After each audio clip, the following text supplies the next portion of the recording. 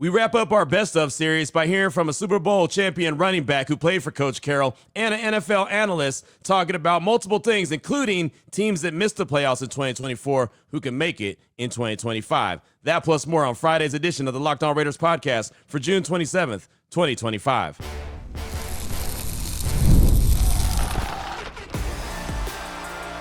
You are Locked On Raiders, your daily Las Vegas Raiders podcast. Part of the Locked On Podcast Network, your team every day. And welcome in, Raider Nation, to another edition of the Locked On Raiders podcast. Thank you so much for making the show your first listen of the day. We definitely appreciate you. If you're catching the show wherever you find your favorite podcast or you're checking us out by way of the YouTube page, we appreciate that. The show continues to grow each and every day because of your support and the great job that my man Ari does behind the scenes, making sure we look good and sound good each and every day, even when we're doing the best of series. So we definitely shout him out and we shout you out. If you want to check out Ari on Twitter, you can, at Ari Produces. You can hit me up as well, at your boy Q254. And we got the Locked On Raider podcast voicemail line at 707-654-4693. We'll get back to calls and texts coming up on Monday. We'll get back to everything that we missed, all the news and notes, everything that may have came down the pipeline while I was on vacation. We'll get back to that. Again, the best of series gets wrapped up today, and then we'll get back to normal schedule of programming coming up on Monday. Excited about that, but also excited about today's show. David Helman, NFL on Fox, does a fantastic job. He's a great writer, been covering the NFL for a very long time. In segment number 3, you'll hear a conversation. He actually had a couple articles out at the same time that made me want to have him on my radio show. One talking about quarterbacks and their supporting cast, the weapons that they have around them. So we talked a lot of Ashton, Jenty, talked a lot of Geno Smith, but he also had an article out about the teams that missed the playoffs in 2024, their shot at making it in 2025. He's very high on the Raiders. He's very high on Geno Smith. That'll come up in segment number 3. Segment number 1 and 2, Robert Turbin, former Seattle Seahawk running back. He was with the Indianapolis Colts, won a Super Bowl with the Seahawks. He joined my radio show right before he had his little mini camp, his free kids camp that he had in Fremont, California. He's a Bay Area native from Oakland, California, but went to school in Fremont. Really good dude. Talks about, what Coach Carroll and his practice is like and why teams his teams that he coaches are ready to go into each and every game, whether that's a Sunday, Monday, Thursday, whatever the case may be. Really good conversation from Robert Turbin. So you'll hear that here in segment number 1 and also segment number 2. So we'll jump right into it after I tell you about the title sponsor of the show, which is Gametime. Download the Gametime app, create an account, use promo code LOCKEDONNFL for $20 off your first purchase. So let's go ahead and jump into it again. Best of series rolls on. Thanks for rocking with me on the best of series. Not a huge fan of doing the best of shows, but want to make sure that you have something that you may have missed while I'm out on vacation. Again, 1 week a year I do this. So we'll be back ready to roll, rock and roll. Real matter of fact, fired up coming up on Monday. But let's go ahead and jump into part 1 of the conversation with former Seahawk running back Robert Turbin. We started off talking about the coach, positive vibes that he provides, and how he's able to create that feeling no matter where he goes, and he's doing that right now with the Raiders. Check it out. Well, he's a winner. He's a guy that's been around winning a long time at all levels, and, he understands what it takes to win, and he understands that, like, having this positive energy and this positive vibe and, these positive reinforcements, when guys are making mistakes and you're trying to develop young players into being great, that's the mindset that you got to have. And so that's who he is. I can truly say, 4 years under Pete Carroll, I've literally never seen him have a bad day, literally. And maybe one time I saw him maybe under the weather, where his voice was maybe a little lost. But this is truly who he is. And so, when you hear a guy like Jacoby Myers and his presser right there talk about, how everything is just positive, that's just no surprise, man, because that's what Pete Carroll's all about. What is it that makes Pete Carroll so relatable to the younger players? From everyone I've been talking to, it's like, oh, man, the younger players always seem to understand what Coach Carroll's trying to say, and he really gravitates to him so well. Yeah, he's not afraid of evolution. He wants to be able to understand all the guys that he has on his team, from the youngest guy in his early 20s, to the older guy who might be in his mid-30s. Some guys or some coaches, I should say, they kind of get stuck in their ways. They come from an old school place and, that's just the way it has to be. But Coach Carroll is different than that, man. Obviously he's an older coach and he comes from, those same old school ways, but he's always been intentional about evolution and how guys are different. He wants guys to fully be themselves. He feels like, man, if you can be yourself, that's what's going to bring the best out of you on the field. And so that's where he's intentional about it. Super Bowl champ running back Robert Turbin with us here on Raider Nation Radio 920. Unnecessary roughness. Running back position, you know all that too well. The Raiders went and drafted Ashton Jenty. He was the best in the business in college last year at that position. How do you think that's going to go? Knowing Pete Carroll, how do you think Ashton Jenty is going to do with the Raiders? I think he's going to do really well. I think that he's definitely a candidate for Offensive Rookie of the Year this upcoming season. He's a very good player. He does not have very many weaknesses, to his game, and he'll continue to get, develop and get better, under Pete Carroll and that system there with Chip Kelly. He's got great instincts as a back, and that's probably my favorite part, about him when I watch him as a runner, when I've called his games at Boise State. He just seems to make the right move at the right time, and you can't really coach that. That's not something you can coach, man. That's just natural instincts that he has, and so I think that's going to work well for Ashton Jenty, at the next level. And I think that he'll be a top 3 candidate for Rookie of the Year. You played the position. You called his games. You know Ashton really well. He had a stance where they were calling it the Michael Myers. I call it the Le'Veon Bell, where he was standing straight up and down. Offensive coordinator Chip Kelly was asked about that today. He said, hey, running backs coach Dylan McCullough, he's the one who told him to crouch over. He said it's a difference about 3 inches. Do you think it's going to make a difference in what Ashton Jenty does, being in more of a traditional running back stance? I really don't. And I'll be honest, it's the one thing that I probably didn't like in terms of, making him change his stance. I think that, it's important for a back to be who he is, for any player, to be who he is. You look at a guy who's in a wide receiver stance, and, guy line up at wide receiver, Dez Bryant used to cross his arms and make an X, at the line of scrimmage. Some guys like to hang their hands down. Some guys like to keep them up like they're in a running stance. And you just got to do whatever's comfortable for you. When I was in college, I used to have a really wide stance. And my running backs coach, Coach Tuiaki, he wanted me to narrow my stance. But there was a reason for that. It's because he wanted me to be able to take that first step, in terms of the, right at the snap, boom, not create a false step because of that messes with the timing. So the only thing that I can see in terms of adjusting Ashton Jenty's stance is timing, because if you're standing straight up, you got to bend and then go. And so to me, that would make a little bit of sense in terms of, okay, that's why, you want to take that initial dip from at the snap of the football. You want to take that initial dip out of his stance so he can just go. But I think at the end of the day, man, you gotta let guys be who they are. But yeah, that's a great running backs coach, man. Been around the league a long time. I don't think it's going to impact Ashton Jenty much at all. Could it be one of those situations, the scenarios where it's May, they're tinkering with it right now just so he knows that he's got to do just like everybody else, and then at some point just, all right, he's proven himself, let him do it the way he does it? It could be. It could be, but like you said, it's early, it's May. That could be a part of it. But I think that, I think there's always a method to the madness, especially with position coaches trying to tweak little things.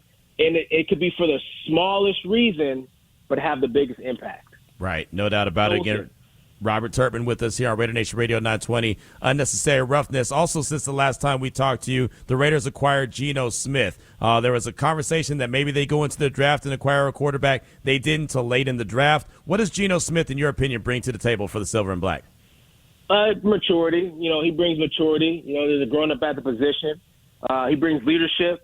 And then with leadership comes confidence and elevation of confidence in everybody else, on the offense. When you got a guy at quarterback and you're not sure what you're going to get from him on a day-to-day basis, and you're not sure what you're going to get from him on a game-to-game basis, that just lacks confidence in everybody. And then you don't have the leadership there at the position either. With Geno Smith, he's been one of the most consistent quarterbacks in the NFL, over the last 3, 4, or 5 years. The numbers speak for themselves. And so, you have that aspect to him. And then you have the leadership qualities, the ability to be a captain and to command an offense. And so, you're getting it grown up at the position, and I think that's just going to breed well for everybody on the offense. Part one of the conversation with running back Robert Turbin, and the one thing that stood out to me a lot in part one of that conversation is Coach Carroll's not afraid of evolution, right? I think that's a good sign. I think that's a huge sign and something great to hear for anybody part of Raider Nation. I mean, even for me to hear that was great, because that was one of my kind of, I don't want to say drawbacks, but one of my hesitations when, the name Coach Carroll was floated towards me. I was like, I don't know about that, because, well, we saw him get ran out of Seattle. Well, why did you get ran out of Seattle? Everything got a little bit stale. Okay, so is it going to be that same way, or is it a possibility that it can evolve? I think the hiring of Chip Kelly has already showed that things are going to evolve. I think the bringing in of the different analytic people from different organizations, I think that shows that, he's willing to evolve as well. So I think that those are all really good signs. So I'm not saying you're going to get Coach Carroll that won the championship there in Seattle with the Legion of Boom, but I'm also not saying that you're going to get the guy that got ran out of Seattle. It just feels like you're going to get a guy that continues to evolve. And even at 73 years old, if you've been at something for a long time, it's hard to, get out of your own ways. Well, it seems like that he's willing to say, okay, look, we could do things a little bit differently and still have the same base. That, to me, was a really good sign from Robert Turbin in part one of our conversation. Part two of the conversation is going to come up in segment number 2. We'll talk about OTAs, mandatory minicamp, and just what the players should expect from a Coach Carroll-led practice, getting them ready for game days throughout the 2025 season. That'll come up in segment number 2 of today's Locked On Raiders podcast. Before we get to that, though, I do want to tell you about one of the new sponsors here on the Locked On Raiders podcast, and that is Rugiet. Guys, listen up. You've probably heard of Viagra or Cialis, right? Maybe you've even tried them. But if you're looking for something beyond the usual pill, it's time to meet Rugiet Ready. Rugiet Ready is a next-gen prescription treatment designed to amplify arousal in the brain and boost blood flow. Unlike the usual pills that can take hours, Rugiet's 3-in-1 formula dissolves under your tongue and kicks in fast. On average, about 15 minutes. Effects can last up to about 36 hours. So you can stay confident and control when the moment is right. You know what I'm talking about. Over 150,000 men have already made the switch. So, and the other thing about it is it's completely online, right? So Rugiet connects you with a board-certified doctor, ships your treatment directly and discreetly to your door, which obviously could be a big deal for you. Head to Rugiet.com/LockedOnNFL. Use the promo code LockedOnNFL. It's all one word to get 15% off today. That's Rugiet, RUGIET.com/LockedOnNFL. Use the promo code LockedOnNFL for 15% off. Individual results may vary with prescription treatment. Compounded drugs are permitted to be prescribed under federal law, but are not FDA approved and do not undergo FDA safety, effectiveness, or manufacturing review. Please visit the Rugiet website for full safety information. All right, Raider Nation, here we go. Segment number 2 of today's Locked On Raiders podcast. Want to jump into part 2 of the conversation I had with Super Bowl champion running back Robert Turbin, Bay Area native, really good dude's been on my radio show multiple times. Started off part 2 of the conversation, I should say, as the Raiders were in OTAs. It was right before mandatory minicamp that we had this conversation. So we started off talking about Coach Carroll and what practice is like under Pete. It's aggressive, man. Don't forget, we were fined 2 years in a row because of how aggressive our practices were in the off season. It's all about competition, man. It's a real thing. It's not one of those things with Coach Carroll that is just being said. It's just like, it's not a cliche. It's actually the real deal. And he encourages guys to be themselves so that they can be at their best and create the ultimate competition at every position, maybe except quarterback. But, he finds ways to be able to challenge Geno to be able to be the best version of himself day in and day out as well. And so it's aggressive, man. It definitely feels like, you walk away from those practices sore. I've been around other teams, not so much in phase 3 of OTAs. You walk out of there feeling pretty good. But not under Coach Carroll, man. He is going to tinker with how aggressive he can be at practice all the way before the next fine comes. Okay, when the NFLPA is out there scouting practice. So, but it brings the best out of the players, and it's a joy to be around. Well, that was what I was going to ask. Like, how much does that have you prepared for the game? Because practice is really hard. It sounds like it makes the game that much easier. It really does, man. It's just like, we go into a game and we are put in, this because you never know how games are going to go, man. Mm-hmm. So situational football comes into play, and it's just we've done it. We've done it already. We've done the fourth down and the turnover and have to deal with sudden change. Like Coach Carroll, man, will be, doing, I don't know, red zone period, and all of a sudden he takes the ball, he'll run it down the other side of the field, sudden change. And nobody knew this was going to happen except maybe a few guys of the coaching staff, and you got to adjust. Yeah. You have to adjust, and maybe the starters are off the field now and the 2 group is in, but that's him just preparing guys, even at this stage of the offseason, for what it's going to be like during the season. And so all situations you're ready for. So it definitely makes the game easier. You're ready for everything. How much did you enjoy seeing him go through like DB drills? We've seen him a couple times now doing his back pedals, and of course he's got the gloves on, and he's going through it just like the players are. We love it, man. We've always loved Coach Carroll, man. I remember, usually practice. I don't know if the Raiders or if he still does it this way now, but you start practice with special teams. And listen, man, the returner catches the ball on a kickoff. You better take it back. You better run it back in practice, or you're probably not going to be on the depth chart no more. Wow. But if you're going to run it back, so is Coach Carroll, man. He's going to sprint that 100 yards back to the other side of the end zone and be there for the next kickoff, man. So he's active, man. He wants to be a part of everything that's going on the field, and it's just really one of the many aspects that makes him a great coach. With that being said, how much does that drive you as a player when you're like, hey, man, this is my coach, and he's after here busting it. He's going 100 yards. I got to go 100 yards, but I've got to do it better because I'm the player.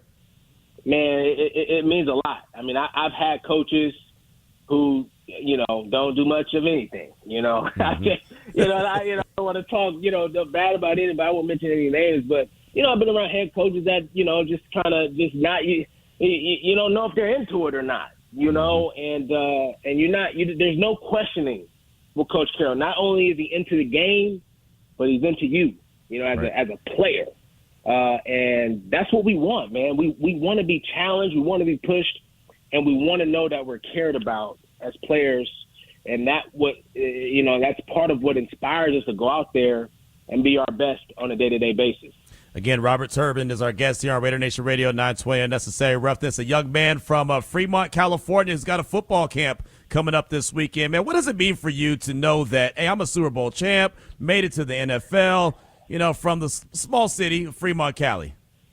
Man, it means a lot, man. And it's funny, I haven't done a football camp. I think the last time I did one was like 2015. So it's been a little while, since I've done other things in the community. Mm-hmm. But in terms of the actual football camp, it's been a long time. And this one is, especially special because I'm partnering up with the Fremont Football League, which is where I started playing football at 10 years old. Nice.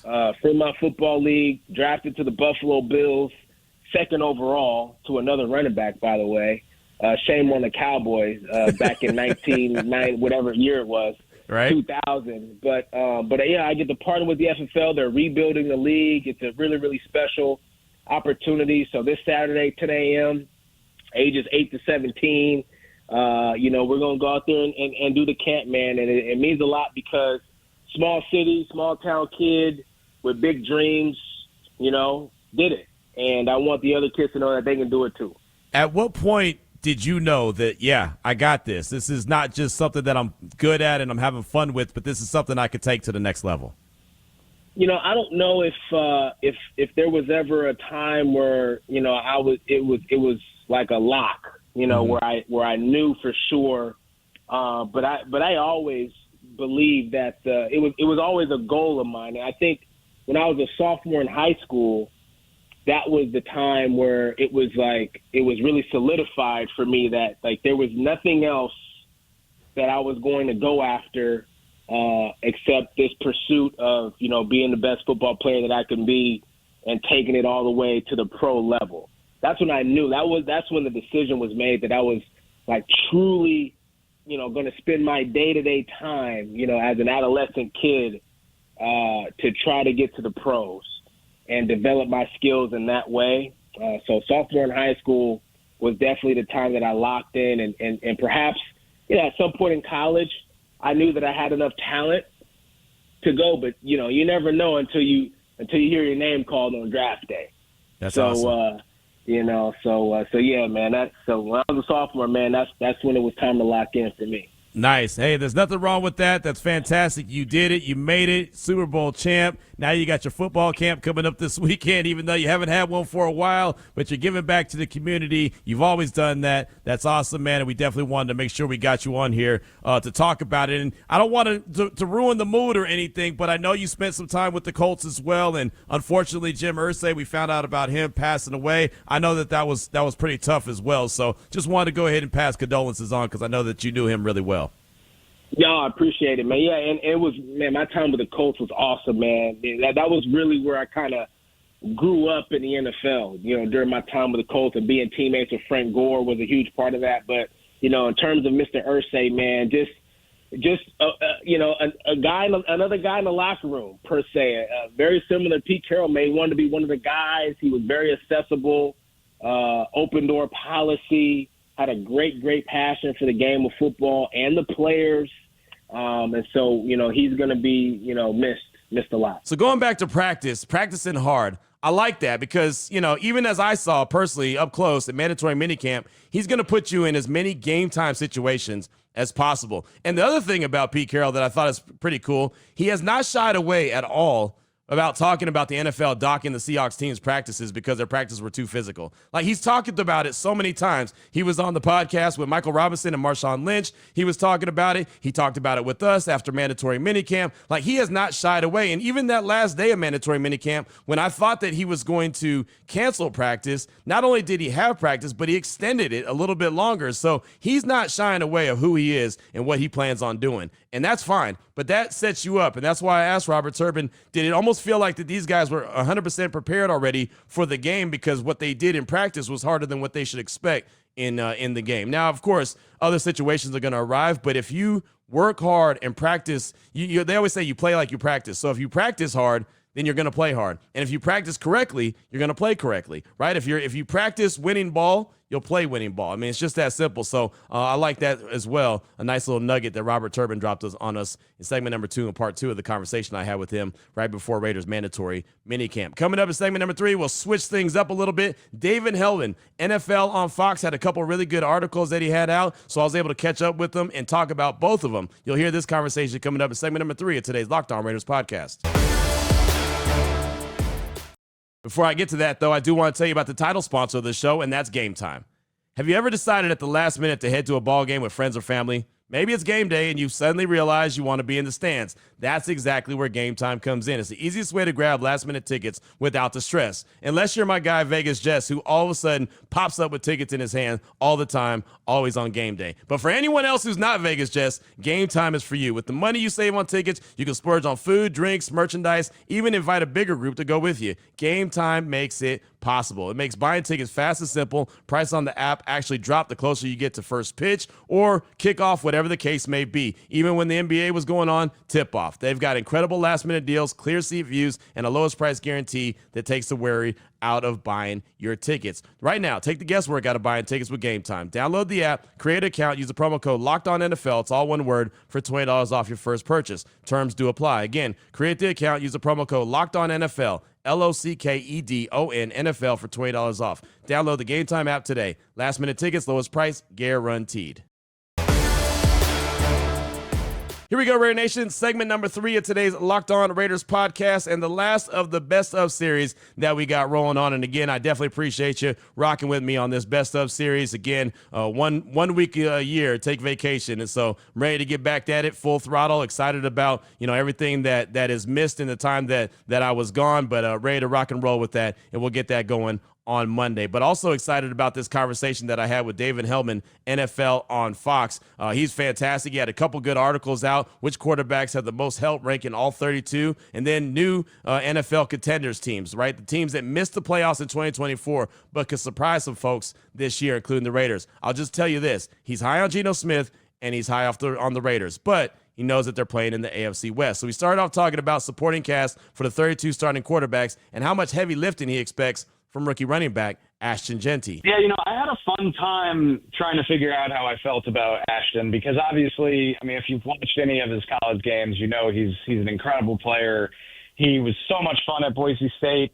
high hopes for him, but it's always hard to gauge a rookie. You know, we can't be 100% sure ever, no matter how highly touted the guy is, just how quickly he's going to make an impact, just how good he's going to be right away. So it's an interesting thought exercise to, you know, how much does he elevate the Raiders offense in year one? I think the answer is going to be pretty high. You know, I think Ashton Jenty could be a top 8, top 10 type of running back. We know Pete Carroll values the running back position. We know he's going to get a lot of opportunities.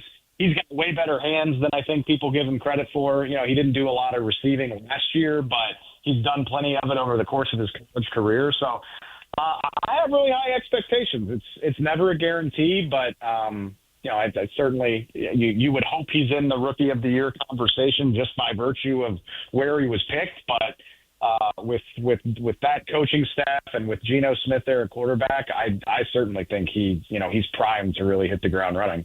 You mentioned the coaching staff, and in your piece you talked about Chip Kelly, and he had some explosive results in Philadelphia, particularly on the ground. How much do you think Chip Kelly will make it a little easier? Nothing in the NFL is easy, but kind of make it a little easier for Ashton Jenty to hit the ground running. It's a funny thought, too, because I think NFL fans probably have a negative opinion of Chip Kelly because it was not good in San Francisco before he, you know, left the NFL. It was an ugly stretch there with the 49ers. And obviously it ended really terribly with the Eagles as well. You know, he traded away LaShawn McCoy, which was an outright bad decision.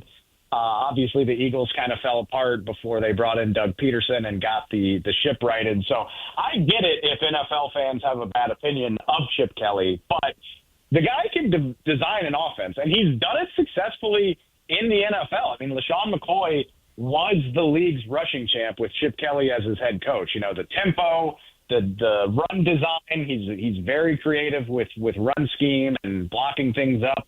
So I really think Chip Kelly as an OC could be an asset for Ashton Jenty. I think the average opinion of Chip is probably a bad one, but I think this is low-key, quietly, a pretty exciting thing for Ashton Jenty. I won't be surprised if not only the offense centers around him. I think that's kind of a given when you draft a guy 6th overall, but I think it could be a very efficient, explosive offense, particularly in the run game, because that is one of Chip Kelly's specialties. Whenever we talk about underrated players, we always mention Jakobi Meyers, and you mentioned him in your piece. You talked about Brock Bowers, and you also brought up Raheem Mostert, seeing if he had a little bit of juice left in those legs, because there wasn't that long ago where he was scoring a bunch of touchdowns. What kind of supporting cast are those three guys? How do you think that they can help not only Ashton, but obviously Geno Smith as the quarterback? That's the fun thing about an exercise like this. I tried to skew optimistically for every single team in the league. And honestly, you go through the list, if you go through my article, there really aren't any teams that don't have something to be excited about. You know, like I think most teams at least have a guy or a couple guys that you can really kind of hang your hat on. And the Raiders obviously are no exception. You know, I think I wound up ranking them 21. Yep. Which, I mean, it's on the lower end, but I think it's probably higher than you would expect for a team that finished where the Raiders finished last year. But you look around, and obviously we all know about Brock Bowers. You're so right. Jakobi Meyers, perennially underrated. I mean, he had a 1,000-yard season on that Raiders team with that quarterback play. I think that speaks volumes about the type of player that he is.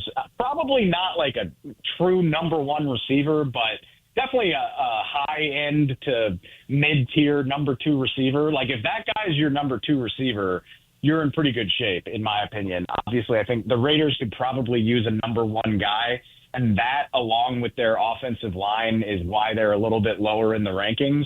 But if Jenty is ready to go from day one, if Bowers is doing his thing, I think the world of Geno Smith. I think he's a super underrated quarterback. He's never had a losing record when he was with Seattle. They had a winning record all 3 years. Obviously, you only make the playoffs once out of 3 tries. But a winning record for the Raiders should be something to be celebrated. I mean, based on where this team has been in recent years. So I think that would be a great starting point. If the Raiders are flirting with 500, you got to be happy with year one of the Pete Carroll era. And I do think the supporting cast is good enough to pull that off, particularly if you get some unforeseen contributions. I mean, if Mostert still has some gas in the tank, if Jack Besh, the second-round pick out of TCU, if he's better than expected, this could be even better than it looks right now. So I'm cautiously optimistic about what the Raiders are working with. David Helman, FoxSports.com, is with us here on Raider Nation Radio 920. Unnecessary roughness. In that piece where you have the Raiders ranked 21st, it's funny because I look at the rest of the division, and David, it's not that far off. I mean, the Broncos are at 18, Chargers at 17, and the Chiefs, who've won the division the last 9 seasons in a row, are at number 10. So I feel like the division is starting to, let's say, close the gap a little bit, obviously with Kansas City still being the better team in the division. Yeah, I mean, it's hard to say. It's hard to say you're closing the gap on Kansas City until somebody does it. Right. Obviously, like when you win the division 10 years in a row, that's that's a whole nother level. I think you're absolutely right. I mean, this is one of the deepest divisions in the league now, especially with Pete Carroll and with Geno being in Vegas. I think in the story I wrote this week I basically ranked the 18 teams that didn't make the playoffs last year in order of how likely I think it is that they do it this year. And I remember writing, would have the Raiders so much higher on that list if they played in any other division. Yeah, and obviously there's some other really tough ones like the NFC North, the AFC North, but if this Raiders team was in the AFC South, you would be talking about them as a sleeper division winner, as a team that could really make a lot of noise. I think, unfortunately, their ceiling is a little bit capped by the fact that I don't think very many people are going to pick the Chiefs to fall off right now. So I think you're working uphill by virtue of that. And obviously the Broncos were surprising last year. The Chargers look like they're going to be better. So it's going to be tough. It's a shame for the Raiders because I do think this team has the type of talent where a winning record wouldn't really surprise me. But I think that's going to be easier said than done in the AFC West. I love how you brought up, the other divisions. If they're in another division, it might be a little easier. Everyone points at Washington, what they did last year, Houston a couple seasons ago. But Houston, again, AFC South, Washington, that's a different animal, I feel like, with the NFC East. But, I mean, those kind of scenarios, David, everyone points at like, oh, see, it's possible. You can go from worst to first. That's really hard to do, right? It's really hard to do, even though you could point at a couple the last couple seasons. I mean, you're right, but that's also the beauty of the NFL and I think that's why it's so fun looking at this stuff because every year around this time, if I had told you Washington was going to go 12-5 last year, you would have laughed me off the air, and right. I would have gotten all these crazy people in my mentions telling me I don't know ball, and then they go out and they win 12 games, and the Texans did it the year before that, so. It's hard to see for some teams, but really, and that was so fun about looking at supporting casts. I mean, there aren't very many teams where I just feel like they don't have a shot. Like you look, like we just outlined it for the Raiders.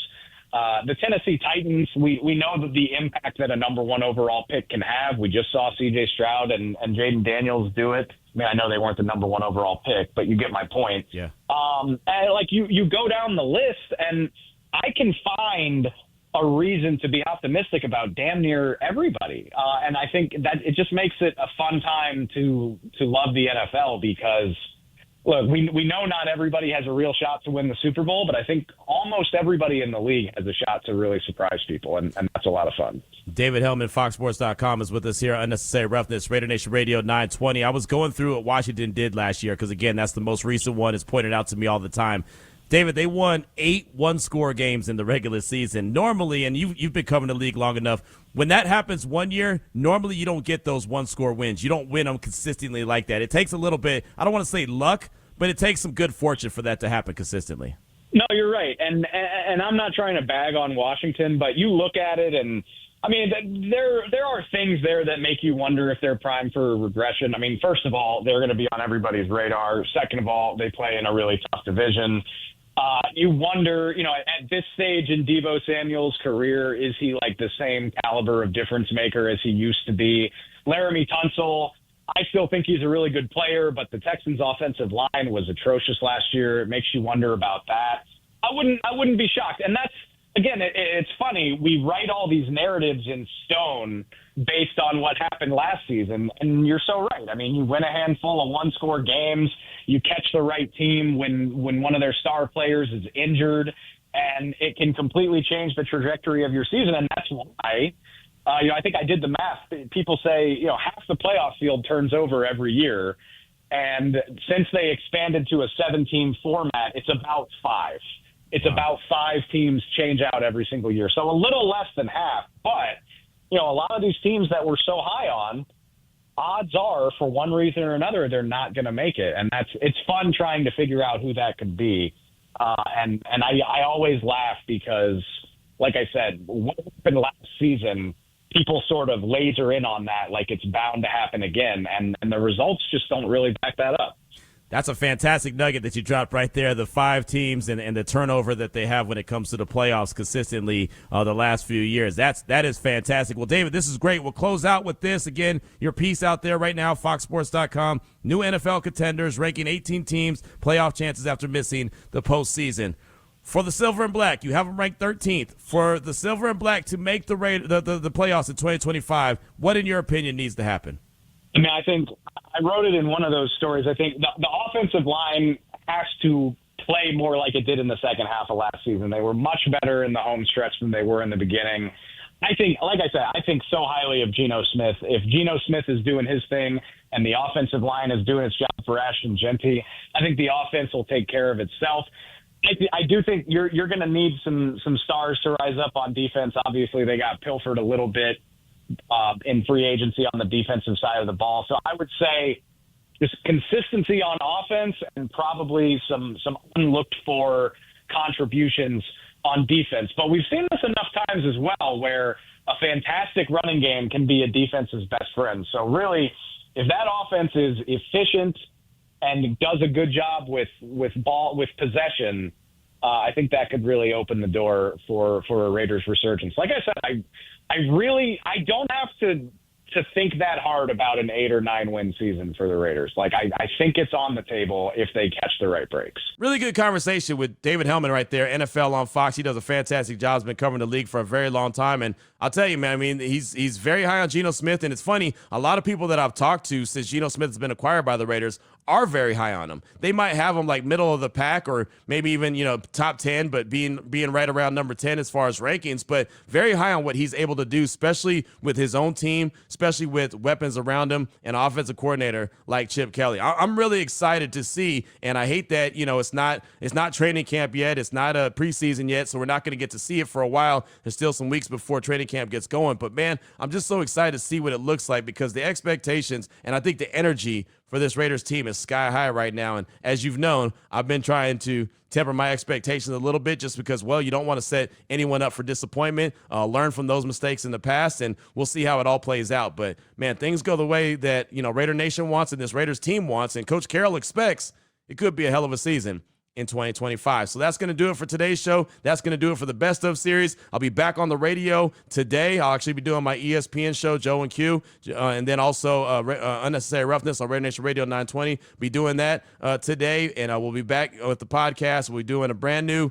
podcast, no more Best of, starting on Monday. So Raider Nation, have a fantastic weekend, and we'll be back right here, as we always are, coming up on Monday. So until then, take care of yourself, take care of your family, love on your family, and most of all, importantly, just win, baby.